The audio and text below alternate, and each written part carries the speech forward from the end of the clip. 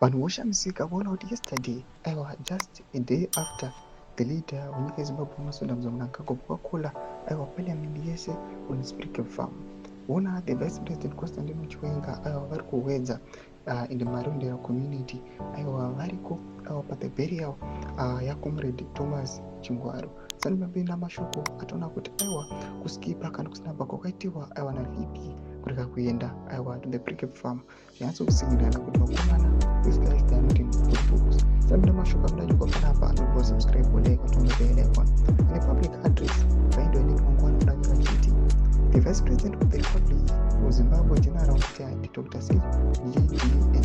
Chiwenga today joined the weather in the Marondera community at the burial of prominent cattle breeder and former war collaborator Comrade Thomas Chingwaru at Wish Farm in Marondera Swat Farm. Comrade Thomas Chingwaru passed on at the age of 84 on the 10th of January 2025 at Lifton Estate, Wish Farm.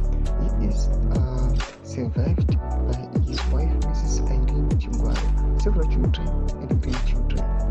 Chibina makomeso navanhu vanazvikomunda vachiti aiva gore rekulu handina kungotaura ini nongera achiti ko havana kuenda kufamu kwavane vamwe munhu ari kubvunza uyu achiti why is it he did not attend the Spriggan Farm kwavava kune vamwe. Mumwe anobuda achiti kumatunono ese ari ku the ruling parties and PF I respect VP Chiwenga down to the earth nonoisi zvake ndo mashoko mamwe anezvikomunda achinzi aiwa kunyange nemaattacks ari kupiwa haana noisi haamboye achimboita kana masocial media post kana kuda kuintimidata vanhu kana kuti asei anongoramba ari zii zvake. Mbotisa mafunguro enyu nokudi kunzuri kuchitwa ichi kana kume section medu mafunguro enyu muzoona subscribe like channel on the bell